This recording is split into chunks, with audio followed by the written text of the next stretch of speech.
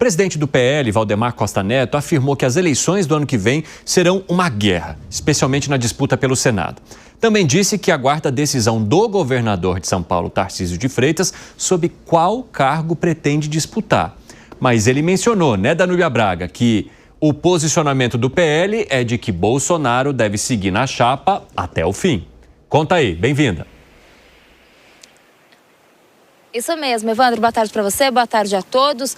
Na opinião, então, de Valdemar, Bolsonaro tem que ir até o último instante, viu, como candidato à presidência da República e só desistir quando for, então, indeferido pelo Tribunal Superior Eleitoral. Essa fala aconteceu durante a filiação do secretário estadual de Segurança Pública, Guilherme Derrite, nesta quinta-feira ao PP. Valdemar ainda disse, né, a importância, né, de Derrite ter voltado então ao PP depois de 3 anos. Ele disse que Derrite tinha ali ido então por uma questão de chapa e de questão eleitoral em 2022, por isso que ele não estava no PP e aí ele retorna ao PP agora, mas sempre mantiveram ali bom relacionamento para que ele voltasse à sigla. De acordo com o dirigente, então, tanto PP quanto PL, ambos partidos articulam para que eles consigam 2 vagas ao Senado Federal no próximo ano. Disse ainda que espera lançar o deputado federal licenciado Eduardo Bolsonaro e o próprio Derrite. Valdemar só desconversou quando ele foi questionado se Eduardo Bolsonaro poderia ser vice de Tarcísio de Freitas caso Tarcísio saia à presidência da República, concorrendo à presidência da República. Nesse momento, ele desconversou. Fato é, então, que, na opinião de Valdemar Costa Neto, Jair Bolsonaro deve seguir até o último instante, então, como candidato à presidência da República no próximo ano. Volto com você. Obrigado, Danúbia. Um abraço para você. Daqui a pouco a gente vai avançar nesse assunto, mas sobre essa parte relacionada a Valdemar Costa Neto, quando ele foi questionado, mas por que o senhor acha que Bolsonaro tem que ir até o fim? E ele menciona, porque ele é o dono dos votos. É ele o que sabe o que fazer com esses votos ou para quem indicar esses votos. Como é que você avalia, Segré? Perfeitamente de acordo. Bolsonaro é um trator na questão eleitoral. Por isso que determina o candidato se o Bolsonaro dá a benção. Dizendo, ó, esse candidato é bom? Sim, ok, vai de candidato. Esse candidato não sei não. Então, o que não entendi é por que Valdemar da Costa Neto espera uma resposta do Tarcísio, eventualmente caso Bolsonaro não seja, se é de outro partido. E se já depende, né? Então, quando ele fala sobre outro partido, Segré, o Valdemar Costa Neto menciona que não dá para virar as costas para os partidos que sempre trabalharam juntos com o PL. Por isso que ele diz que seria uma decisão de uma frente ampla.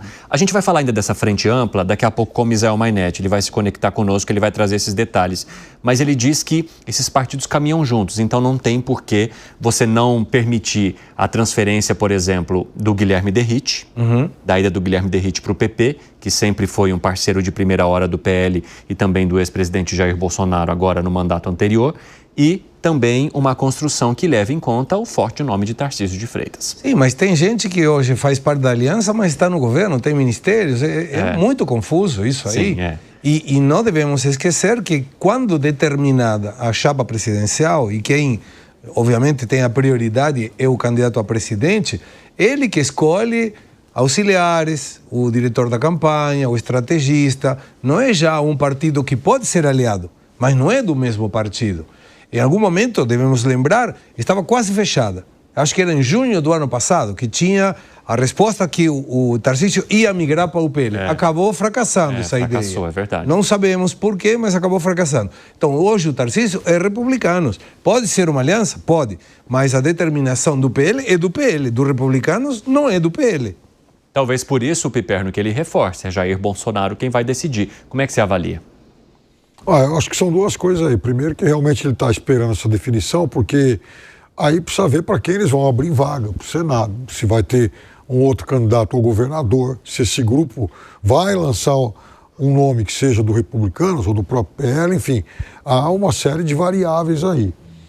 Mas eu também, é claro que por ser do PL, ele fica automaticamente condicionado a uma decisão e aos apoios que o Bolsonaro determinar.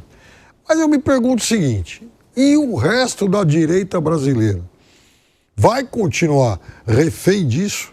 Porque, afinal de contas, a gente está falando de um político líder, né, desse campo da direita.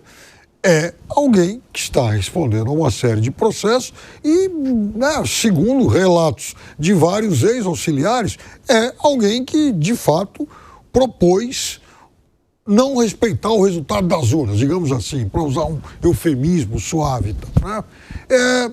Do ponto de vista moral, vocês acham que isso está tudo certo?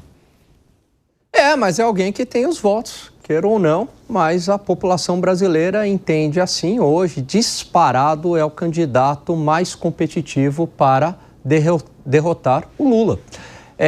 E aí faz parte do jogo mantê-lo, né, até o final, até porque perder o apoio, imagina o PL perdendo o apoio de Jair Bolsonaro agora. Nossa, perderia ali eleições ao Senado, governo de Estado, seria muito arriscado.